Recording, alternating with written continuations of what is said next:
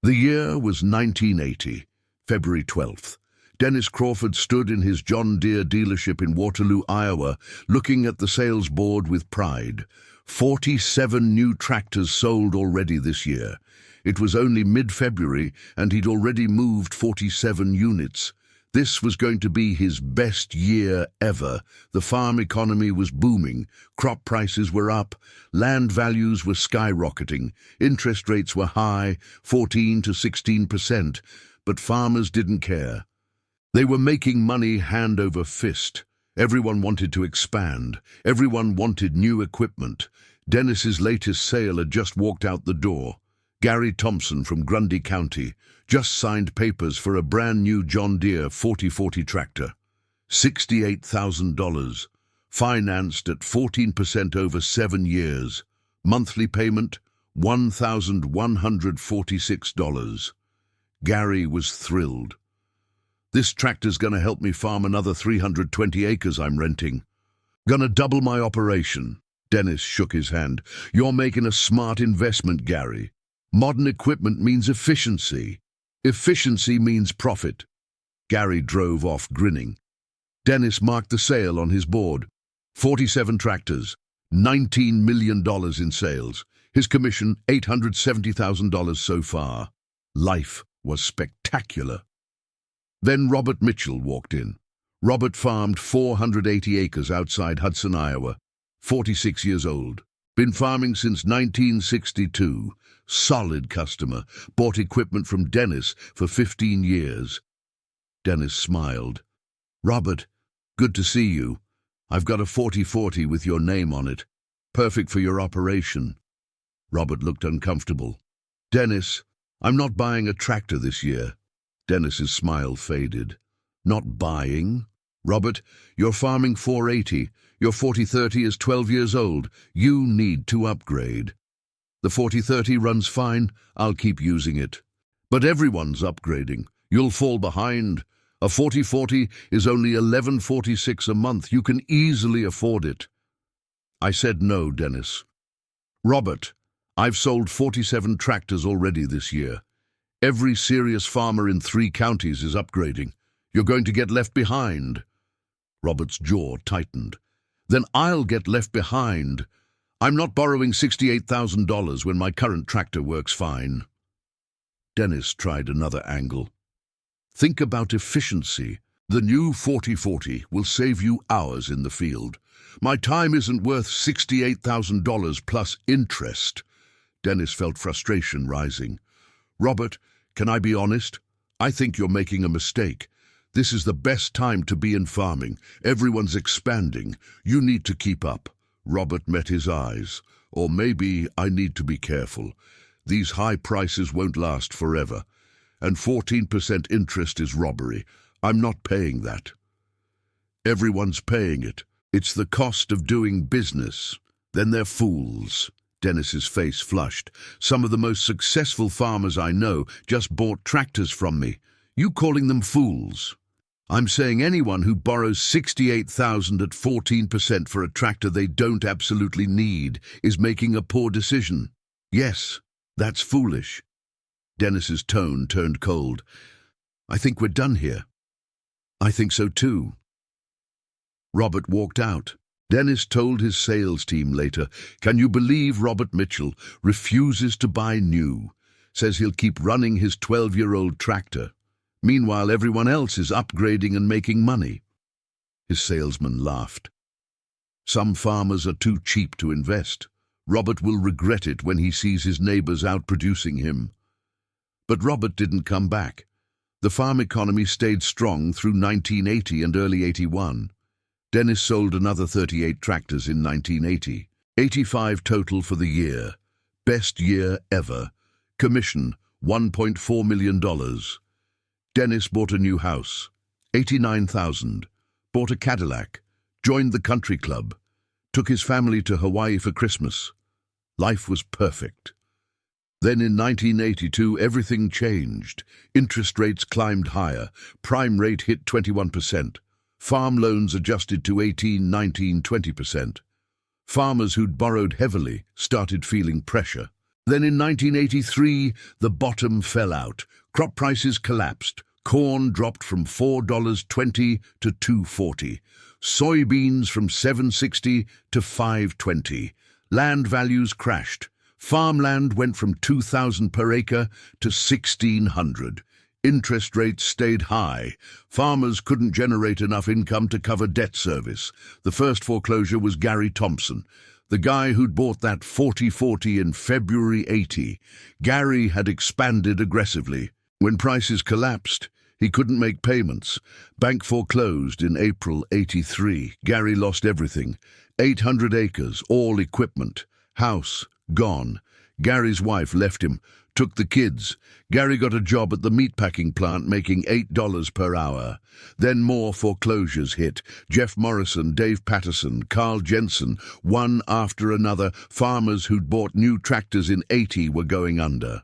By end of 1984, 32 of the 47 farmers who'd bought from Dennis in '80 had lost their farms.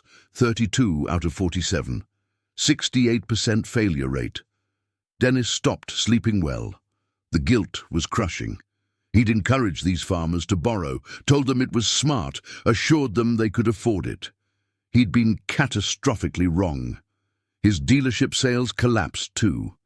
83, 14 tractors sold. 84, 9 tractors. Farmers couldn't buy. Banks wouldn't lend. Dennis's income dropped from $1.4 million to $92,000. He sold the house, sold the Cadillac, quit the country club. By 1985, 41 of the original 47 had failed. 41 out of 47, 87% failure rate. In December '84, Dennis drove past Robert Mitchell's farm, saw Robert outside working on that old 4030. Same tractor he'd refused to replace. Dennis pulled in and got out, walked over. Robert looked up. Dennis, been a while. I owe you an apology. You were right in '80. I was wrong. Robert wiped grease off his hands. Lot of farmers went under.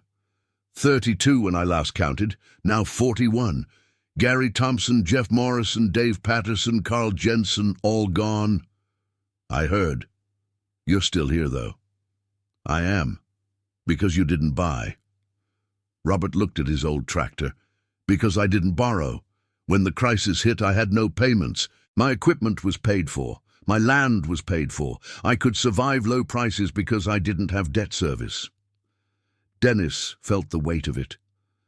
41 families lost everything because I sold them tractors they couldn't afford. You didn't force them to buy. But I encouraged them, told them it was smart. Robert's voice was firm but kind. Dennis, those farmers made their own choices. You were a salesman doing your job. They decided to borrow.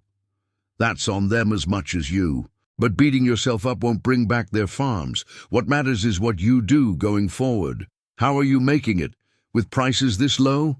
I cut expenses to the bone, live cheap. My land's paid for, so I only need to cover taxes and operating costs. Netted $18,000 last year, that's enough. You used to gross 90, and now I net 18 with zero debt. Gary Thompson was grossing 140 when he went under because he had 98,000 in debt service. I'd rather have 18 net than 140 gross with payments. That wisdom hit Dennis hard. You saw this coming. I saw the risk.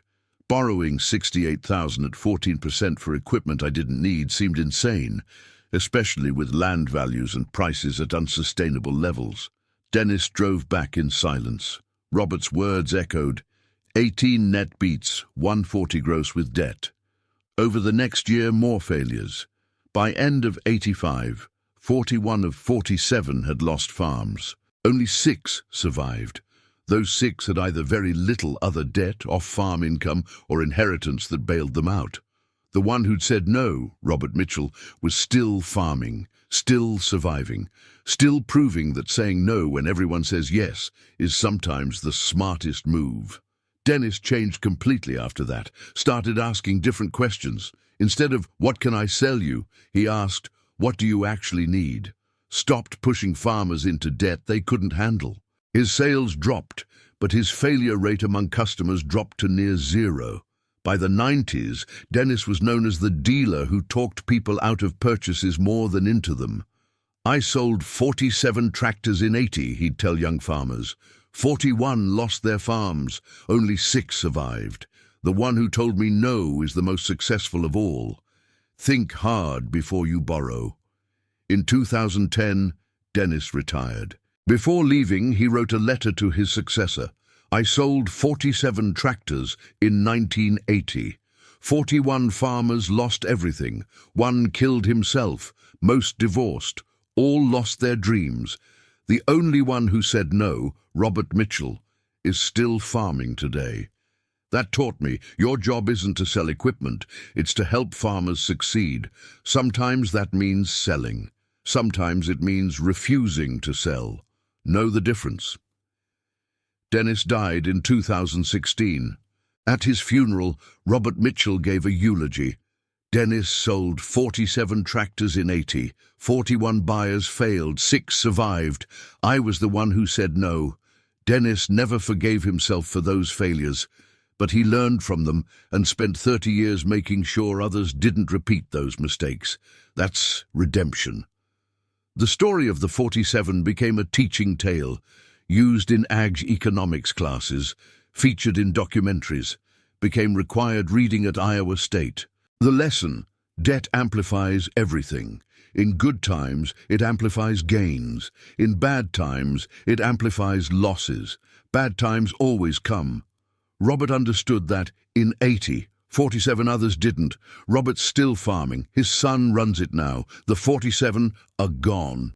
Gary Thompson still works at the meatpacking plant, makes $32,000 a year, lives in a mobile home, net worth $14,000, lost his farm, wife, kids, dreams, all because he borrowed $68,000 for a tractor. Robert retired in 2008, sold his farm for $860,000, net worth $1.2 million, built on 480 acres through patience and refusing to borrow. Same years, same markets, different choices, different outcomes. One said no. Everyone laughed. 40 years later, he's the only one still standing. That's the story. That's the lesson. That's what happens when debt meets disaster. The dealer sold 47 farmers new tractors in 1980. Only the one who said no still farms today. Sometimes the smartest decision looks like the dumbest in the moment. Sometimes saying no when everyone says yes is the difference between survival and failure. Sometimes the poorest-looking farmer is the wisest. Robert proved it. 47 others learned too late. Dennis spent 30 years trying to prevent others from making the same mistake. May we all have Robert's courage to say no. May we all learn from the 47's tragedy. May we all remember, debt is dangerous. Ownership is freedom. Saying no saves lives. The dealer sold. 41 failed. 6 survived. 1 said no. Be the one who says no. The 6 who survived. While 41 failed, 6 farmers who bought tractors from Dennis in 80 survived. Understanding why reveals crucial lessons. Frank Morrison bought a 4040 in June 80, $68,000 at 14%, but Frank owned his 540 acres outright, inherited from his father. No mortgage. His only debt was the tractor. When crisis hit, he could still cover the payment because he had no land debt. Paid off the tractor in 87, still farming in 2008. Lesson: one debt on paid land is manageable. Multiple debts on leveraged land is disaster. Richard Chen bought a 4040 in April 80, same terms. But Richard worked full-time at John Deere as an engineer. Made $58,000 annually. Farming was his side business. When crop income collapsed, his job covered everything, kept farming through the crisis, retired from Deere in 2002, farmed until 2012. Lesson: off-farm income is a safety net. Paul Henderson bought a 4040 in March 80, farmed 1,200 acres, all paid off. His only debt was the tractor.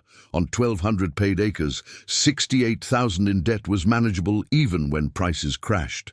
Paid off by 88. Retired in 2006, worth $2.4 million. Lesson: scale matters with debt.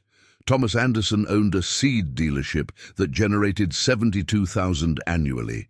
When farming income collapsed, seed sales covered tractor payments. Diversified income saved him. Michael Williams lived on $9,000 yearly. Extreme frugality.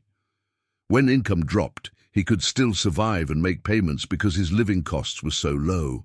James Rodriguez got an $80,000 inheritance in '82, used it to pay off the tractor before crisis really hit.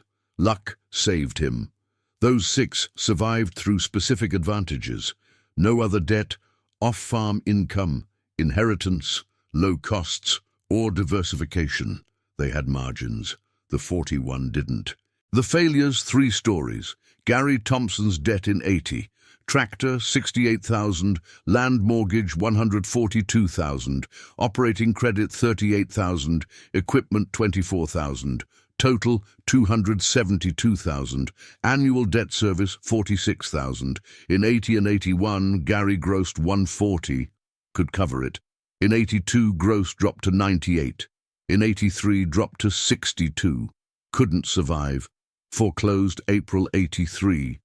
Lost everything. Wife left, got job at meatpacking plant. Still there in 2008, making 19 per hour. Never remarried, never recovered.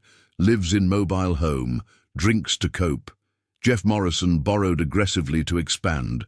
Total debt by '80, $552,000. Debt service, $94,000 annually. Needed to gross $190 to survive. Did in '80 and '81. Then income collapsed. Foreclosed September '83. Filed bankruptcy. Managed grain elevator rest of his life.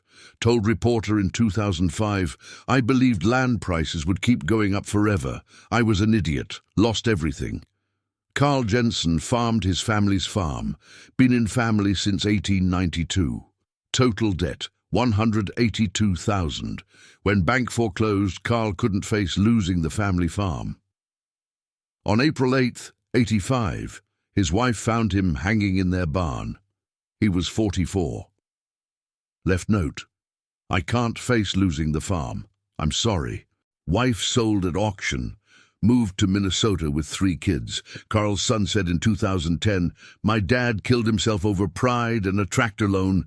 I hate farming because of what it cost us." Those stories multiplied across 41 families. Marriages destroyed, children traumatized, lives derailed. All from buying tractors in '80 they couldn't afford when crisis hit.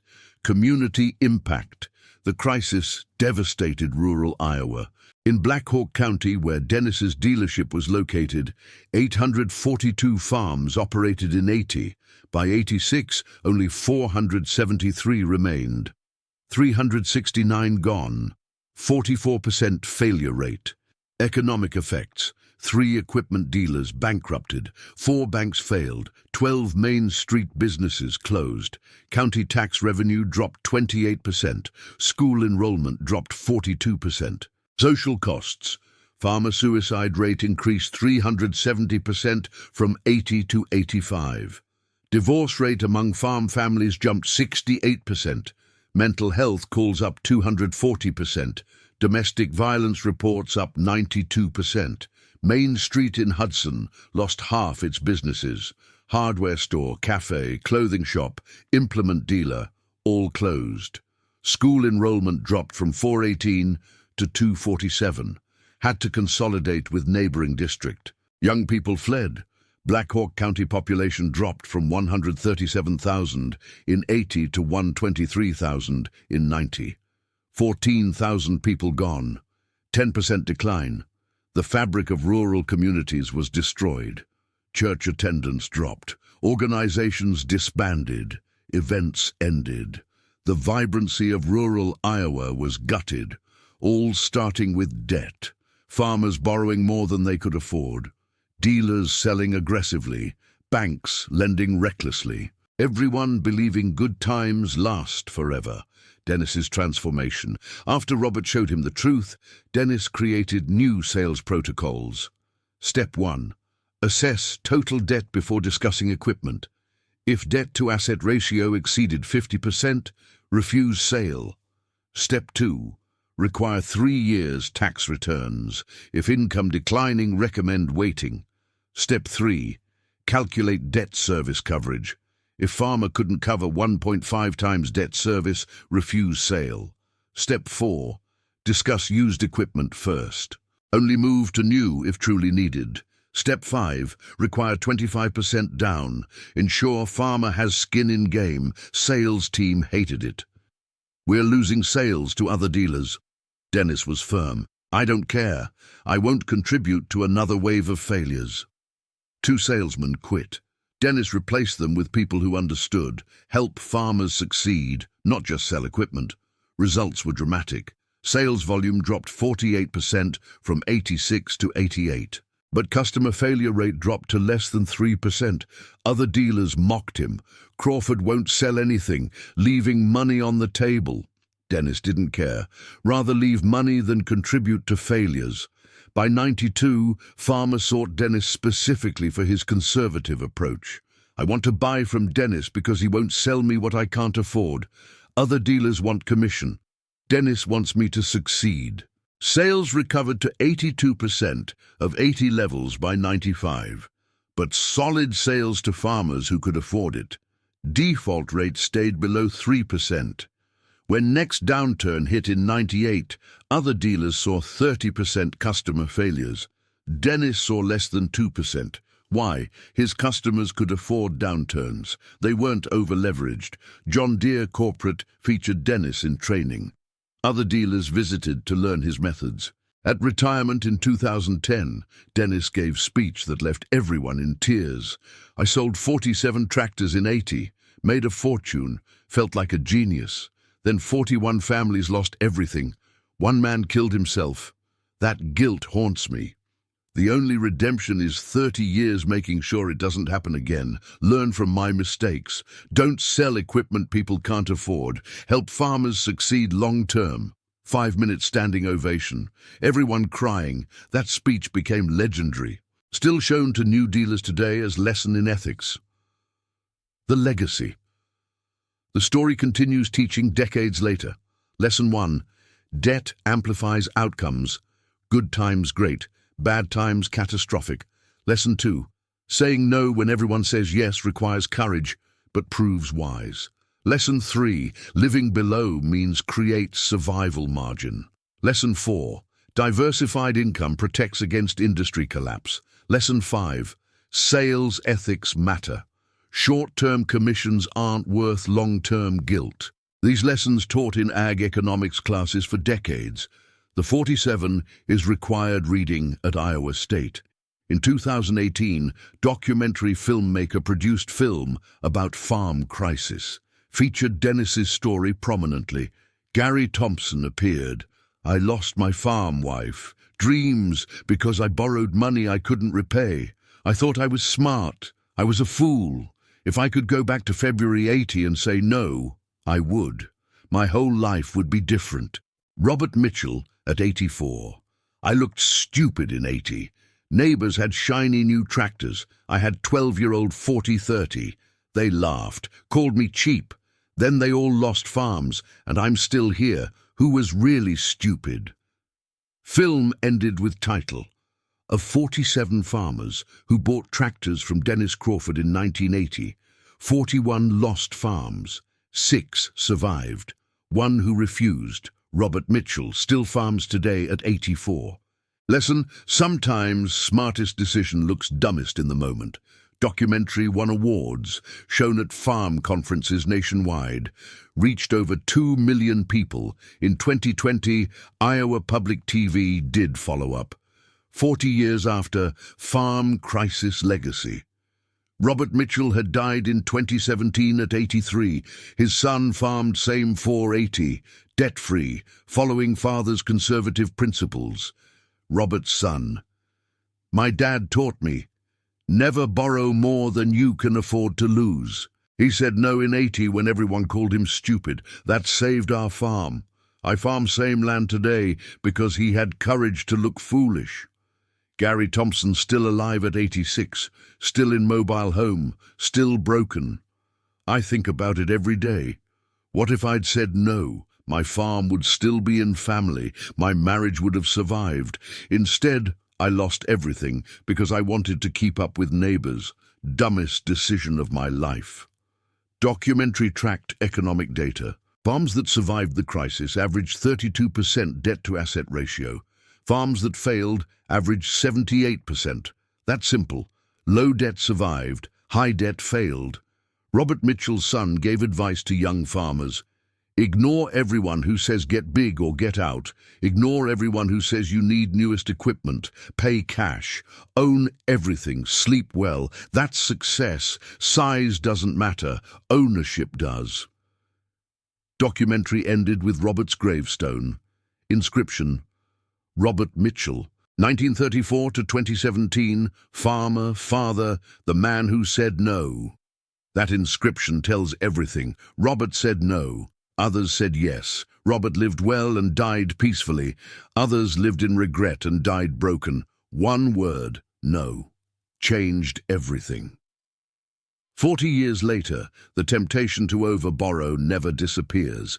Interest rates change, crop prices change, land values change, human nature stays constant. We want to keep up, want to look successful, want to believe good times last forever, want to think we're different from those who failed. We're not different. Same debt that destroyed 41 farmers in '80s destroys farmers today. Same pressure to expand that ruined Gary ruins farmers now. Same assumptions that killed Jeff kill farmers every year. Only dates change. Lesson remains constant. Robert knew it in '80. His son knows it in 2020. May we all learn before disaster teaches us. Say no to debt you can't afford. Say yes to ownership and peace. That's farming wisdom. That's life wisdom. The dealer sold. 41 failed. 6 survived. 1 said no. Be the one who says no, even when everyone laughs, even when you look foolish, even when you're alone, because 40 years later, you'll still be farming. Everyone who laughed will be gone. That's the promise. That's the proof. That's what Robert Mitchell's life demonstrated. The dealer sold 47 farmers new tractors in 1980. Only the one who said no still farms today. Remember that. Honor that. Live that. It might save your farm. It might save your family. It might save your life. Just say no. The mathematics of disaster.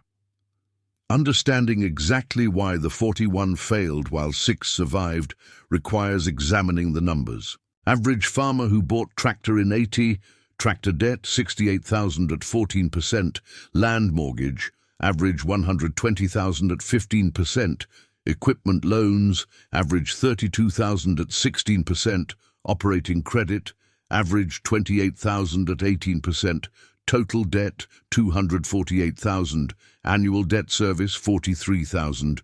To cover $43,000 in debt service plus $28,000 operating costs plus $18,000 living expenses needed to net $89,000 annually. In 1980, average farmer grossed $132,000, after costs netted $96,000. Could cover debt service with $7,000 to spare. In 1981, similar. Prices stayed high, everyone comfortable. But in 1982, crop prices started dropping. Average gross fell to $104,000. Net dropped to $68,000. Short $21,000 on obligations. Farmers refinanced shortfalls, adding to debt. In 1983, disaster.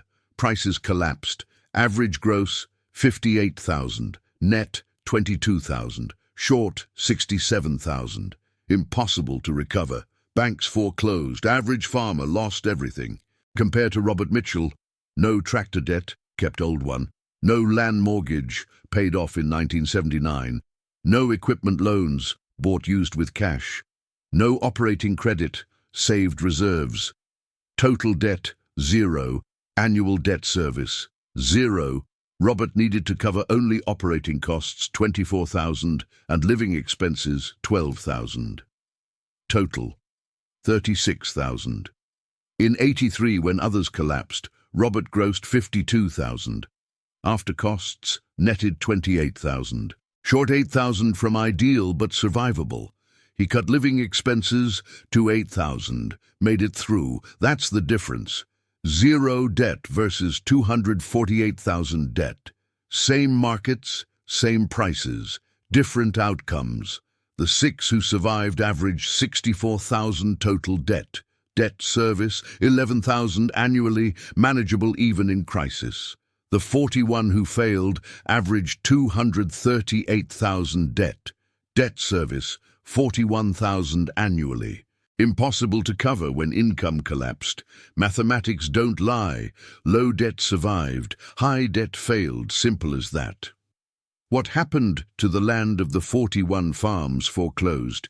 Interesting patterns emerged in what happened to the land. 18 farms were bought by neighbors who'd survived. These neighbors, mostly conservative farmers with little debt, picked up land at auction for 60 to 70% of 80 values, built larger operations on solid foundations. 12 farms were bought by outside investors, corporate entities or wealthy individuals who saw cheap land as opportunity. These became rental farms operated by tenant farmers. 7 farms were subdivided for development. Near cities, land converted to housing developments or commercial use. Farmland lost forever. 4 farms were consolidated into mega operations. 1,000-plus acre farms run by large operators, efficient but lost family farm character. The 41 families who lost these farms scattered. Some stayed in area working other jobs. Most left, moved to cities, started over, carried shame and regret forever. Robert Mitchell's 480 stayed in family. Same land his grandfather farmed. Same land his son farms now. 4 generations on same ground because one man said no in 1980.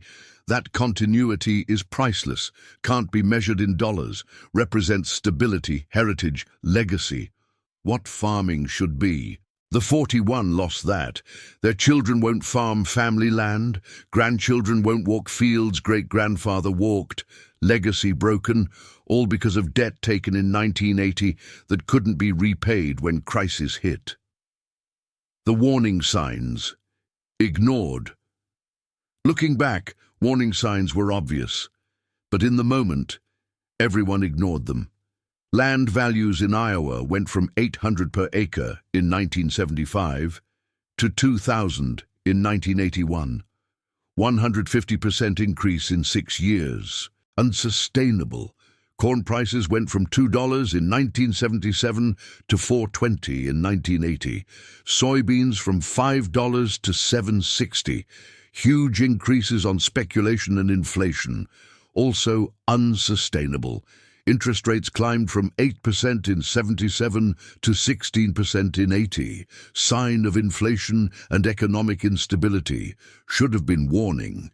Debt-to-asset ratios among farmers increased from 32% in 75 to 64% in 80. Dangerous leverage. Should have screamed caution.